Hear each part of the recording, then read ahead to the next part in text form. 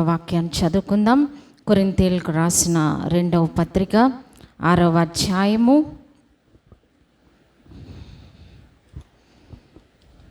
అపోస్తలుడైన పౌలు కొరింథీయులకు రాసిన 2వ పత్రిక పేజ్ నెంబర్ 162 అండి. 6వ అధ్యాయము 13వ వచనం అందరము కలిసి చదువుకుందాం. Page number 162. కొరింథీయులకు రాసిన 2వ పత్రిక 6వ అధ్యాయము 13వ వచనం. మీ ఎడల మాకున్న అంతఃకరణమునకు ప్రతిఫలముగా మీరును మీ హృదయములను విశాలపరచుకొనుడి. మీరు నా పిల్లలని మీతో ఇలాగో చెప్పుచున్నాను. ప్రార్థన. దయగల మా తండ్రి పరిశుద్ధుడా, మీకు అనేక వందనాలు చెల్లిస్తున్నాం. మీ యొక్క మహాకృపను బట్టి ఇంతవరకు మీ సన్నిధిలో ఈ పునరుద్ధాన దినమున ఈ విధముగా ప్రభువా గడపడానికి మాకు ఇచ్చిన ఈ సమయము, తరుణము, భాగ్యమును బట్టి మీకు వందనాలు చెల్లిస్తూ ఉన్నాం. ప్రభువా ఇంతవరకు పాటలు, ఆరాధనలు, తండ్రి స్తుతులు, వీటన్నిటిని ప్రభువా మీ సన్నిధిలో జరిగించడానికి సహాయం చేసినారు. మరి ఒకసారి మీ లేఖన భాగములు ధ్యానిస్తూ ఉండగా మాతో మాట్లాడండి. వినగలిగే చెవులు మాలో ప్రతి ఒక్కరికి దయచేయండి. పరిశుద్ధాత్మని యొక్క సహాయాన్ని సమృద్ధిగా మేము కోరుకుంటూ ఉన్నాం. మీ జీవము కలిగిన వాక్కులు సమృద్ధిగా మాకందరికీ కూడా విడుదల చేయమని ప్రార్థిస్తూ ఉన్నాం. సాతాను దాని క్రియలను లయపరచండి. పరిశుద్ధాత్మ ద్వారా మాటలకు ముద్ర వేయము. దుష్టుని నుండి కాపాడుమని, ఈ స్థలమంతా మీ యొక్క ప్రెజెన్స్ ఉంచుమని యేసు నామమున ప్రార్థించి వేడుకొంచున్నాం తండ్రి, ఆమేన్. సో ఈ దినం మనం చదువుకున్నామండి. కొరింథీయులకు రాసిన 2వ పత్రిక 6వ అధ్యాయంలో ఒక మాట మనం చదువుకున్నాం. పౌలు గారు కొరింథీ సంఘమునకు రాస్తూ ఏమంటున్నారంటే, మీ ఎడల మాకున్న అంతఃకరణమునకు ప్రతిఫలముగా మీరును మీ హృదయములను విశాలపరుచుకొనుడి. సో ఈ దినం మన టాపిక్ ఏంటంటే విశాల హృదయం. జనరల్గా 2 రకాల హృదయాలు ఉంటూ ఉంటాయి. ఒకటి ఏంటంటే సంకుచిత హృదయము. సంకుచిత హృదయం అంటే ఏంటండి? నేరో మైండెడ్నెస్ అన్నమాట. రెండవది దానికి ఆపోజిట్గా వ్యతిరేకంగా ఉండేది విశాల హృదయం. సో విశ్వాసులంగా మనం కొనసాగుతూ ఉన్నప్పుడు సంవత్సరాలు గడిచే కొలది, రోజులు గడిచే కొలది మనము విశ్వాసులంగా మనం కలిగి ఉండవలసింది ఏంటంటే విశాలమైన హృదయము. అంటే జనరల్గా మనందరికీ కూడా పుట్టుకతోనే వచ్చేది ఏంటండి? సంకుచిత హృదయం. సంకుచితం అంటే నేరోగా ఆలోచించడం అన్నమాట. సో కొంచెం డీప్గా మనం ఆలోచిస్తే అసలు ఈ సంకుచిత హృదయం ఏంటి, విశాల హృదయం ఏంటి అనేది మనం దాని యొక్క కాన్సిక్వెన్స్ ఎలా ఉంటవి అనేది కొద్దిగా మనము ధ్యానిద్దాం. సో జనరల్గా సంకుచిత హృదయం అంటే ఏంటండి? ఒకసారి మేము ఒక మీటింగ్ ఎక్కడో పబ్లిక్ మీటింగ్ ఒక చోట కండక్ట్ చేసాం. పబ్లిక్ మీటింగ్ కండక్ట్ చేసినప్పుడు చాలామంది, సుమారుగా ఒక 300-400 మందితో పబ్లిక్ మీటింగ్ అన్నమాట. సో జరుగుతూ ఉన్నప్పుడు మరి చాలామంది వచ్చారు, కూర్చుంటారు. జనరల్గా మనము ఏదన్నా ఒక మీటింగ్ మనం కండక్ట్ చేసేటప్పుడు మనకి ఎలా ఉంటుందండి? చాలా టెన్షన్గా ఉంటుంది కదా. గెస్ట్లు వస్తారు, వాళ్ళని రిసీవ్ చేసుకోవాలి, ఓ పక్కన భోజనాలు సిద్ధపరచాలి, ఒక పక్కన మనం ఏర్పాట్లు చేయాలి. సో ఇవంతా కూడా మైండ్లో మనకి రకరకాల టెన్షన్స్ ఉంటాయి. సో ఇలా జరుగుతూ ఉన్నప్పుడు అక్కడ ఒక సిస్టర్ గారు ఏం చేశారంటే ఏదో చిన్నగా పిలిచారు పలకరించడానికి. సో మన కాన్సన్ట్రేషన్ ఎక్కడ ఉంటుంది? జనరల్గా ఇంత హెవీ వర్క్ అంటే మన పనుల మీదే ఉంటుంది మన కాన్సన్ట్రేషన్. పక్కన ఎవరు కూర్చున్నారు, వాళ్ళ ముందు ఎవరు కూర్చున్నారు, మనం వాటిని అబ్జర్వ్ చేసే టైం మనకి ఉండదు కదా. సో అక్కడ పక్కనే ఇంకో సిస్టర్ గారు ఉన్నారు. మరి వారు కూర్చున్నట్టుగా మేము చూడలేదన్నమాట. అంటే మన కాన్సన్ట్రేషన్ అందరి మీద ఉండదు కదా. సో అయిపోయిన తర్వాత కొన్ని రోజులకి వారి గృహానికి వెళ్ళవలసి వచ్చినప్పుడు ఆ సిస్టర్ గారు పెద్ద గొడవ పెట్టేసుకున్నారనమాట. ఎందుకని? మీరు పక్కనున్న వాళ్ళని పలకరించారు, మేము పక్కనే ఉన్నాం, మమ్మల్ని చూచి చూడనట్టుగా మీరు వెళ్ళిపోయారు అని పెద్ద ప్రాబ్లం, దానికి పెద్ద డిస్కషన్స్. ఏమండి? సో అది సంకుచిత బుద్ధి అంటారా, విశాల బుద్ధి అంటారా? సంకుచితమైన హృదయాలు అన్నమాట. అంటే ఈ సంకుచిత హృదయం అనేది ఒక ఎగ్జాంపుల్ అన్నమాట. అది అంటే మనందరికీ ఈజీగా అర్థం అవ్వడానికి ఈ విషయాలు మనం చెప్పుకుంటూ ఉన్నాం. అలాగే ఇది ఫ్యామిలీలో, మన కుటుంబంలో సంకుచిత హృదయం ఎలా ఉంటుంది అంటే చిన్న చిన్ని విషయాలకి ఏమొచ్చేస్తూ ఉంటాయి, కోపాలు వచ్చేస్తూ ఉంటాయి కదా. చిన్న చిన్ని విషయాలకి మనం కోపం వచ్చేస్తూ ఉంటుంది. ఒకరినొకరం ఓర్చుకోలేం, ఒకరినొకరం సహించుకోలేం. నన్నే అన్నావు, నన్నే ఇది చేసావు అని రకరకాల సమస్యలు ఈ సంకుచిత హృదయం వల్ల వస్తూ ఉంటాయి. సంకుచిత హృదయం అనేది పాపము కాదు, కానీ ఇది చాలా డ్రాబ్యాక్ అన్నమాట. ఒక విశ్వాసికి చాలా పెద్ద డ్రాబ్యాక్. ఈ సంకుచిత హృదయం ఉన్నప్పుడు మనం ఆత్మీయంగా స్వేచ్ఛగా ప్రభువులో మనం ఎదగలేము. దీనివలన మనకి చాలా సమస్యలు, ఇబ్బందులు, తెలియని అగాధము విశ్వాసికి ఏర్పడుతూ ఉంటుంది. కాబట్టి మనం అందుకనే పౌలు గారు ఈ విషయము కొరింథీ సంఘానికి స్ట్రెస్ చేస్తూ చెప్తున్నారన్నమాట. మేము మీ ఎడల విశాల హృదయం కలిగి ఉన్నామో మీరు కూడా ఎలా ఉండండి, విశాల హృదయము కలిగి ఉండండి, మీ హృదయాలను విశాలపరుచుకోండి అని చెప్తున్నారన్నమాట. అంటే ఫర్ ఎగ్జాంపుల్ మన జనరల్గా సంఘంలో ఎలాంటి సమస్యలు, జనరల్ కుటుంబంలో చూద్దాం. ఫస్ట్ ఎవరైనా ఫోన్ చేస్తున్నారనుకోండి, మనం ఫోన్ మాట్లాడుతూ ఉన్నాం, ఈ లోపల సిగ్నల్ కట్ అయిపోయి ఫోన్ కట్ అయిపోయింది అనుకోండి, మనం చాలాసార్లు దాన్ని ఎలా అర్థం చేసుకుంటాం, దాన్ని మిస్అండర్స్టాండ్ చేసుకుంటాం. అంటే నేను మాట్లాడుతుండగా ఫోను కట్ చేసేసారు, అదొక పెద్ద సమస్య అన్నమాట. సో మనం అడగలేము, వాళ్ళ జవాబు చెప్పలేరు. ఇది ఒక విశ్వాసికి ఏం పెరిగిపోద్దండి, గ్యాప్ పెరిగిపోతూ ఉంటుంది. ఇంకా తర్వాత ఏ ఇన్సిడెంట్ జరిగినా మనం ఏ కోణంలో చూస్తాం, ఆ రోజు ఈమె కావాలని ఫోన్ కట్ చేసింది అనే యాంగిల్లో మనం చూస్తూ ఉంటాం. తద్వారా మనకున్న ప్రేమలు ఏమవుతూ ఉంటాయి, తగ్గిపోతూ ఉంటాయి. అందుకే మన ప్రేమలు ఏం చేయాలంట, దినదినము పెంచుకోవాలి. అందుకే ప్రేమ కలిగి ఉండుటకు ప్రయాసపడుడి. ప్రేమ కలిగి ఉండటం ఈజీ కాదండి. ఒక మనిషికి గ్యాప్ పెంచుకోవడం చాలా ఈజీ. చిన్ని కంటి చూపుతో మనం గ్యాప్ పెంచుకోవచ్చు. కానీ ప్రేమను పెంచుకోవాలి అంటే ఏం చేయాలంట, వాక్యం ఏం చెప్తుంది, అది కూడా కొరింథీ సంఘానికి పౌలు గారు చెప్తున్నారు. ఏమంటున్నారు, ప్రేమ కలిగి ఉండుటకు ప్రయాసపడుడి. సో విశ్వాసులంగా మనం ఎదుగుతూ ఉన్నప్పుడు మన కుటుంబంలో ఒకరి పట్ల ఒకరు ప్రేమను పెంచుకోవడానికి మనం ఏం చేయాలి, ప్రయాసపడాలి.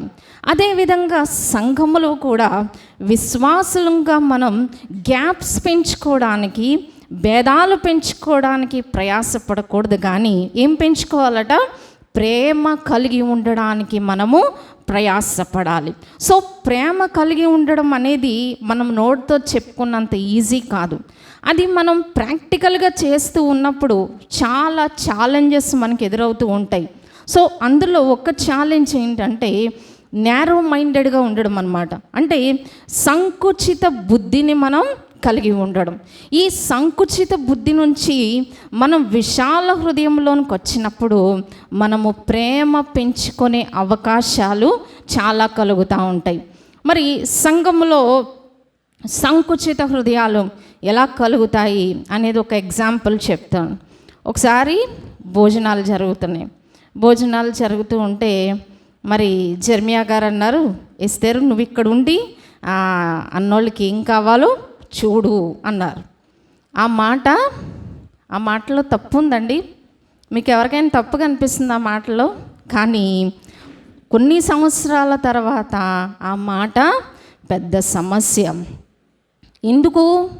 నేనున్నానని అక్కడ నన్ను చూడమన్నారు, నేను కూర తినేస్తున్నానని నన్ను చూడమన్నారు. అంటే ఇది ఎవరిని బ్లేమ్ చేయడానికి కాదు, జస్ట్ మనలో మనకి ఒక డిస్కషన్ అన్నమాట. అంటే మనం ఎలా ఉండకూడదు, విశ్వాసులంగా సంకుచితంగా ఎలాగూ ఉండకూడదు. విశాల దృక్పథంతో మనం ఉన్నప్పుడే ప్రేమలు కలిగి ఉంటాం. సో ఇలాంటి ఇన్సిడెంట్ వచ్చిందనుకోండి, ప్రేమలు పెరుగుతాయంటారు, తగ్గుతాయంటారు? తగ్గుతాయి కదా. అమ్మో, నెక్స్ట్ టైం నుంచి మనకేమనిపిస్తుంది? కూర వెయ్యాలో, కూర అడగడానికి భయం, వెయ్యడానికి భయం, ఏమండి, అన్నీ భయాలే. సో ఇలాంటి సమస్యలతో ఉన్న ఈ సమాజంలో మనం ఇక్కడ మన టాపిక్ ఏంటండి? మన హృదయమును ఏం చేయమంటున్నారు పౌలు గారు? ఇక్కడ విశాలపరచుకోమంటున్నారు అన్నమాట. అంటే చిన్ని చిన్ని భేదాభిప్రాయాలు మన మనసులో పెట్టుకోకూడదు. మనందరం మనుషులమే కదా, అందరము మనుషులమే. జనరల్గా మనం ఇంకా ఎక్కువ ఎదుర్కొనే యాంగిల్స్ మనం చూద్దాం. సో పిల్లలు ఉంటారు, మన పిల్లలు అంటే జనరల్గా ఎవరైనా అల్లరి చేస్తారు కదండి.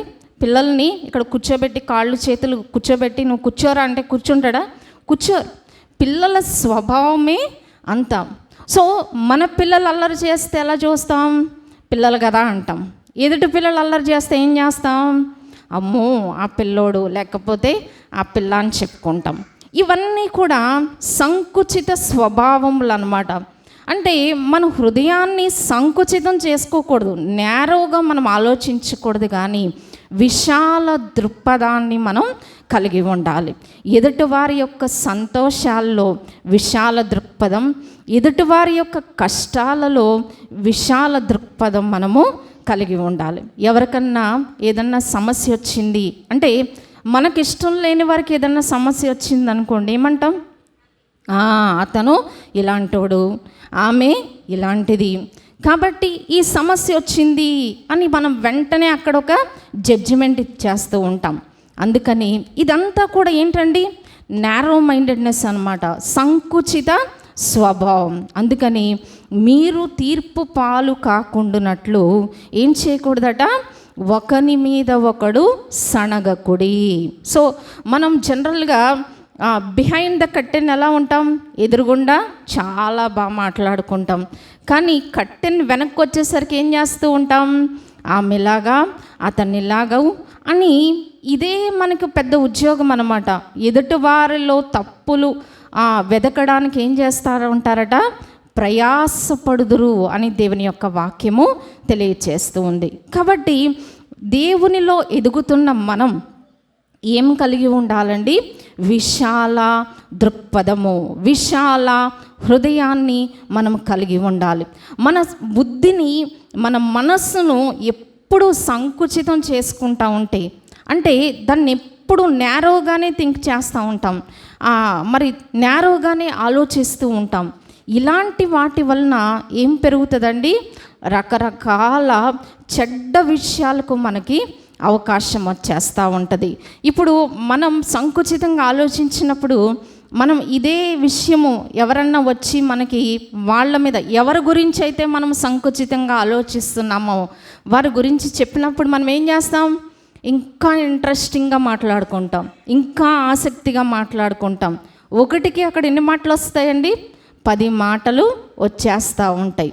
సో ఎప్పుడైతే ఈ గాసిప్ అనేది మన మధ్యన వచ్చేస్తూ ఉంటుందో అదేమవుతుందండి? మన ఫ్రెండ్షిప్ దూరం అయిపోతూ ఉంటుంది, ప్రేమలు ఎడబాటు కలుగుతూ ఉంటాయి. కాబట్టి మనం విషయాలను ఎక్కడికక్కడ వదిలేసి, ఎక్కడికక్కడ మనం వాటిని తేలిగ్గా తీసుకుంటూ ఉన్నప్పుడు మన ఆత్మీయ జీవితము చాలా మెరుగుపడుతూ ఉందన్నమాట. కాబట్టి విశ్వాసులంగా మనం డెవలప్ చేసుకోవాల్సిన ఒక మంచి హ్యాబిట్ ఏంటంటే విశాల దృక్పథము. అంటే మనం చాలా చెప్పుకున్నాం కదా, ఒక ఫోన్ గురించి మనం చెప్పుకున్నాం. అలాగే మనకు ఎవరన్నా ప్రైజ్ లాట్ చెప్పకుండా వెళ్ళిపోయారనుకోండి, మనం దాని గురించి పెద్దగా ఫీల్ అవ్వక్కర్లే. సో ఎవరికుండే సమస్యలు, ఎవరికుండే ఇబ్బందులు, ఎవరికుండే కష్టాలు, ఎవరికి వాళ్ళ జీవితంలో ఫేస్ చేసే సమస్యలు ఒక్కొక్కరము ఒక్కొక్క విధంగా ఫేస్ చేస్తూ ఉంటాం. కానీ దాన్ని ఒక పెద్ద ఇష్యూగా మనం ఎప్పుడు కూడా చేసుకోకూడదు. చిన్న విషయాన్ని గోరంతతో పోయేదాన్ని ఎక్కడి వరకు తెచ్చుకుంటాం? గొడ్డలి దాకా తెచ్చుకుంటాం. అంటే చాలా సవాళ్ళు విశ్వాస జీవితంలో మనం ఎదుర్కొంటూ ఉంటాం. కాబట్టి మనం విశాల హృదయాన్ని మనము అలవర్చుకోవాలి. బైబిల్ గ్రంథంలో ఆ విధంగా విశాల హృదయం కలిగిన వారు మరి ఒక్కరిని మనము చూచి ముగించుకుందామండి. దానికి ముందుగా కీర్తనాకారుడు కూడా ఒక ప్రార్థన చేస్తున్నాడండి. అదొకసారి చూద్దాం. కీర్తనలు 119వ అధ్యాయం, పేజ్ నెంబర్ 515 అండి. కీర్తనలు గ్రంథము 119వ అధ్యాయం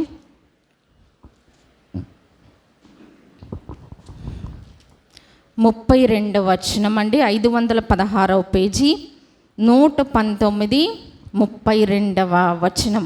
నా హృదయంను నీ విశాలపరిచినప్పుడు నేను నీ ఆజ్ఞల మార్గంన పరుగెత్తెదను. చాలండి. ఈ విశాల హృదయానికి దేవుని యొక్క ఆజ్ఞలు గైకోవడానికి ఒక లింక్ ఉందన్నమాట. అందుకే దావీదు గారు అది గుర్తించి ఏమంటున్నారండి? నా హృదయము నీవు విశాలపరచినప్పుడు నేను నీ ఆజ్ఞల మార్గమున పరుగెత్తెదను. సో మనం హృదయము విశాలపరచబడినప్పుడు అంటే ఒక బ్రాడ్గా మనం ఆలోచించే విధానాన్ని డెవలప్ చేసుకుంటూ ఉన్నప్పుడు మనం ఏం చేస్తామంట? నేను నీ ఆజ్ఞల మార్గమున పరుగెత్తెదను. అంటే దేవుని యొక్క ఆజ్ఞలు కట్టడలు గైకోవడం మనకి చాలా ఈజీ అయిపోద్ది, చాలా సులువైపోద్ది అన్నమాట.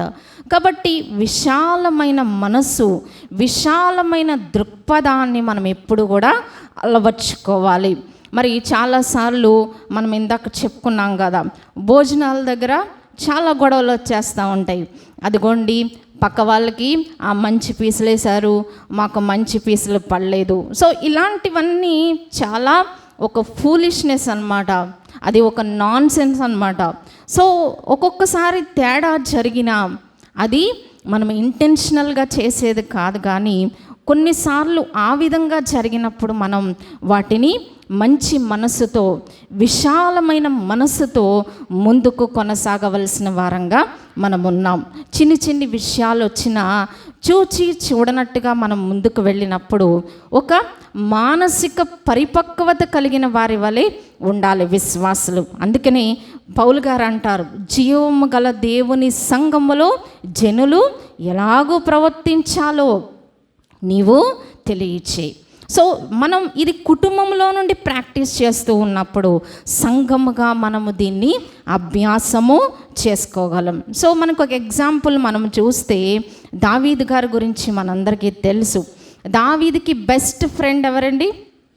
యోనాతాను కదా. యోనాతాను ఎంత మంచి ఫ్రెండ్ అంటే, యోనాతాను తండ్రి సౌలు దావీదును చంపాలని చూచినప్పుడు, మరి లాస్ట్ వీక్ కూడా మనం విన్నాం, తండ్రికి సపోర్ట్ చేశాడండి, ఫ్రెండ్కి సపోర్ట్ చేశాడా? ఫ్రెండ్కి సపోర్ట్ చేశాడు. ఎందుకని? తను తండ్రి చేసేది అన్యాయమని గుర్తించాడు అనమాట. ఇది కూడా చాలా డ్రాబ్యాక్. మన కుటుంబాల్లో ఏం చేస్తూ ఉంటాం? మన ఇంట్లో వాళ్ళ యొక్క ఆలోచన విధానాన్ని మనం దాని విషయంలో ముందుకు వెళ్తాం తప్ప మనము ఏది న్యాయమో ఏది అన్యాయమో మనము గుర్తించమన్నమాట. మరి యోనాతాను గుర్తించాడు, తన తండ్రి చేసేది అన్యాయమని గుర్తించి మరి యోనాతానికి సపోర్ట్ చేశాడు. సపోర్ట్ చేయడం అంటే తండ్రి ఏం చేయాలనుకుంటున్నాడో, తండ్రి యొక్క ఉద్దేశము దావీదు విషయంలో ఎలాగుందో తను ప్రాణాలకు తెగించి ఆ యొక్క దావీదుతో నిబంధన చేసుకున్నట్లుగా మనం చూస్తూ ఉంటాం. అలాగే మనం కూడా ఏం చేస్తాం? మన అమ్మలు చెప్పారనో, నాన్నలు చెప్పారనో, లేకపోతే మన బంధువులు చెప్పారనో ఏం చేస్తూ ఉంటాం? మన ఇంట్లో వాళ్ళకి ఇష్టం కాదు కాబట్టి ఎదుటివారి మీద పగను ద్వేషాన్ని మనం పెంచుకుంటూ ఉంటాం. కానీ క్రీస్తునందు మనందరము స్వతంత్రులమే కాబట్టి మనం ఏం చేయాలండి? విశాల దృక్పథము కలిగి ముందుకు కొనసాగాలి. కానీ రాను రాను ఈ దావీదు విషయంలో మనం చూసినప్పుడు సౌలు చనిపోయాడు, దావీదు రాజు అయిపోయాడు. మరి మెఫీబోషెతు యోనాతాని కొడుకు విషయంలో తను చేసిన పని ఏంటండి? మొట్టమొదటిగా ఏం చేశాడు? తను విశాల దృక్పథముతో ఆలోచించాడు. ఏమని ఆలోచించాడు? సౌలు శత్రువు అయినప్పటికీ కూడా యోనాతానును బట్టి యోనాతాను కొడుకుని ఏం చేశాడంట?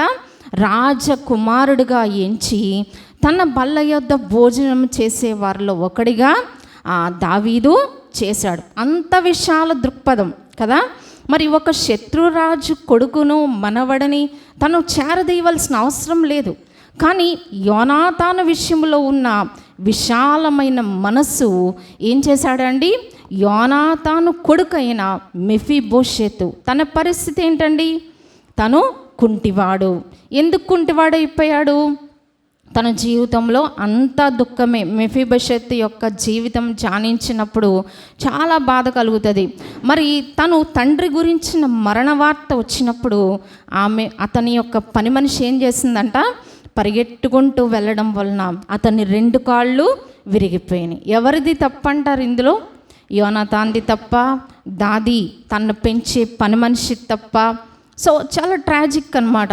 సో తను చాలా లైఫ్ని కష్టంగా ముందు కొనసాగిస్తున్న దినాల్లో తన ఆస్తి అన్యాక్రాంతం అయిపోయింది. తను ఎవరి దగ్గర తను ఒక గెస్ట్ లాగా బ్రతుకుతూ ఉన్న దినాల్లో దావీదు గారి యొక్క విశాల హృదయము మెఫీబోషెతు జీవితానికి ఏం కలుగు చేసిందండి?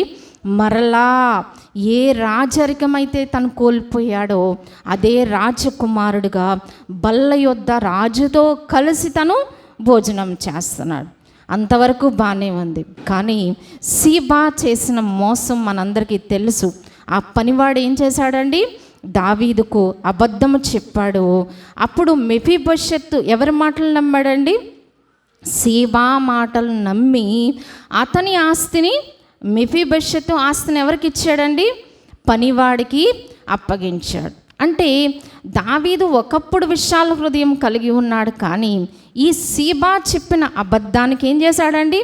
నేరోగా ఆలోచించాడనమాట. అంటే సంకుచితంగా ఆలోచించాడు. ఒక కుంటివాడు తను ఏ విధంగా అడవిలోకి వెళ్తాడండి? తనకి వెళ్ళడం కుదరదు. తన యొక్క పరిస్థితులు, ఫిజికల్ స్టేట్ గురించి దావీదు ఆలోచించట్లే.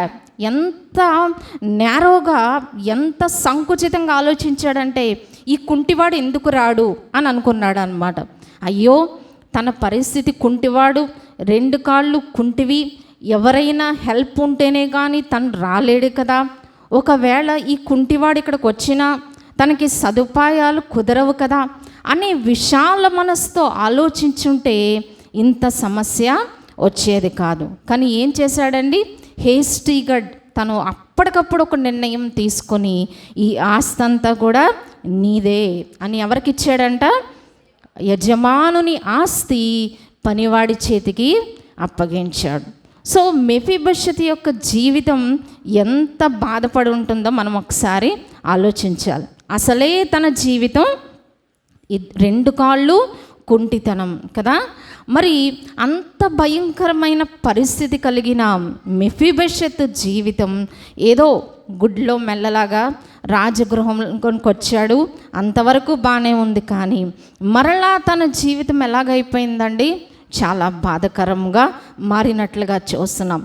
అంటే సంకుచిత మనస్తత్వము పరిస్థితులను, జీవితాలను ఏ విధంగా మారుస్తుంది అనేది మనము గ్రహించాలి. ఒకప్పుడు విశాల హృదయం కలిగి ఉన్నాడు, మరి ఒకసారి సంకుచిత బుద్ధిని తను చూపిస్తున్నాడు. అందుకే పౌలు గారు అంటున్నారు, మీ హృదయములను విశాలపరచుకొనుడి. సో ఈ యొక్క దినాన దేవుడు మనకు నేర్పించే పాఠం ఏంటంటే సంకుచితముగా మనము ఆలోచించకూడదు. మరి కొన్నిసార్లు ఏమంటారు? ఎవరి గురించో అదే టాపిక్, మనం ఉన్న టాపిక్కే మాట్లాడుకుంటున్నాం అనుకోండి, మనం వెళ్ళేసరికి అదే టాపిక్ మాట్లాడుకుంటామంటే ఏమంటారు? నా గురించే మాట్లాడుకుంటున్నారండి, నన్ను గురించి అన్నారండి, నన్ను చూసే మాటలు ఆపేశారండి, అంటే నా గురించే చెప్పుకుంటున్నారండి. ఇవన్నీ కూడా సంకుచిత మనస్తత్వము, సంకుచిత బుద్ధులు, సంకుచిత హృదయము. అందుకే పౌలు గారు ఇక్కడ స్ట్రెస్ చేస్తున్నారండి. మరి ఒకసారి ఆ వాక్య భాగం చదువుకుందాం.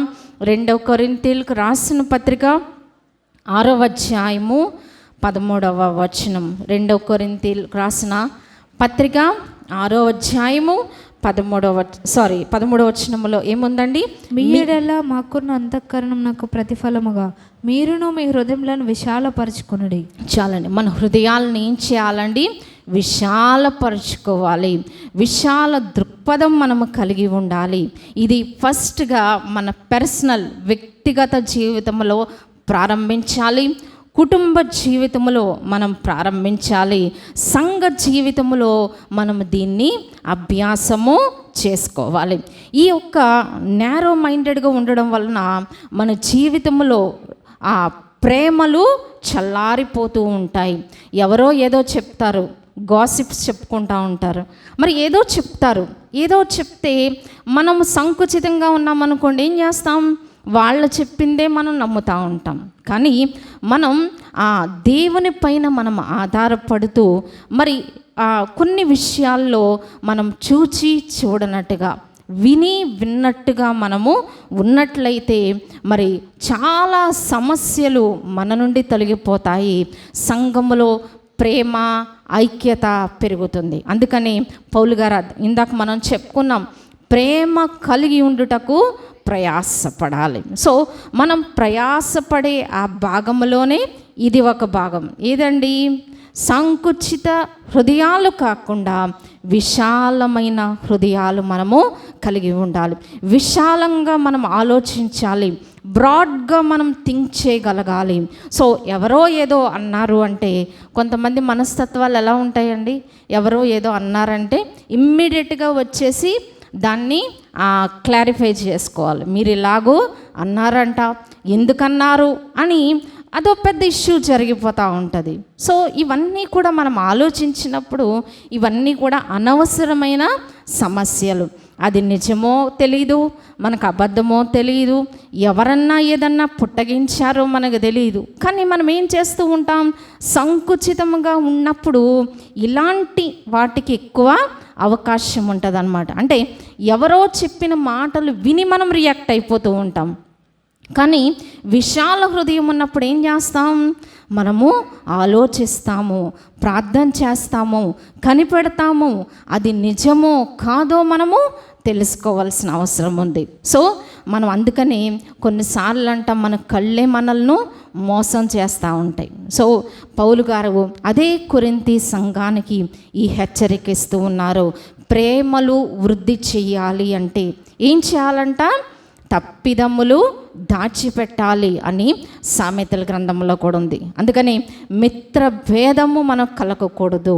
సంఘంలో విశ్వాసికి భేదము కలగకూడదంటే ఏం చేయాలండి? ప్రేమ కలిగి ఉండడానికి మనం ప్రయాసపడాలి. దానికోసం మనం కొంత ఇన్వెస్ట్మెంట్, అంటే ఇక్కడ డబ్బు కాదు, కానీ మనము ఉండవలసిన దృక్పథము, మనము ఆలోచించవలసిన విధానం సంకుచితముగా కాకుండా విశాలముగా ఆలోచించినప్పుడు ఏం జరుగుతుందండి? ఒకరి పట్ల ఒకరికి ప్రేమ కలుగుతుంది. సో ఈ ప్రేమ కలిగి ఉండడం అనేది ఈ అంత్యకాలంలో చాలా అవసరం. ఎందుకంటే మరి రాకడ దినాల్లో ఉండే ఒక సూచన ఏంటండి? అక్రమం విస్తరించుట చేత అనేకులలో ప్రేమ చల్లారను. అంటే అక్రమమైన విషయాలు ఉంటూ ఉన్నప్పుడు ప్రేమలు చల్లారిపోతూ ఉంటాయి. కాబట్టి మన కుటుంబంలో ఒకరి పట్ల ఒకరికి ప్రేమను పెంచుకోవాలి. సంఘములో ఒకరి పట్ల ఒకరు ప్రేమను పెంచుకుంటూ ఐక్యత కలిగి మనం ముందుకు కొనసాగాలంటే మనకేముండాలండి? విశాలమైన హృదయము, నేరో మైండెడ్నెస్ నుంచి మనం విడుదల పొంది ప్రతిదీ కూడా క్రీస్తు వలె ఆలోచించడానికి మనం ప్రయాసపడాలి. అందుకే పౌలు గారు అంటారు, క్రీస్తు యేసునకు కలిగిన ఈ మనస్సు మీరును కలిగి ఉండడి. ప్రభు యొక్క ఆలోచన విధానము మనము కూడా కలిగి ఉండి మరి మనము కూడా ప్రభు వలె జీవించాలని కోరుకుంటూ ఈ కొద్ది మాటలు ముగిస్తున్నానండి. ప్రభు ఈ కొద్ది మాటలు దీవించిన గాక. ఆమేన్. పరిశుద్ధుడా, విన్న మాటలు మాలో ఫలింపు చేయము, దుష్టుడెత్తుకొని పోకుండా భద్రపరచుమని యేసు నామమున ప్రార్థించి వేడుకొంచున్నాం తండ్రి. ఆమేన్.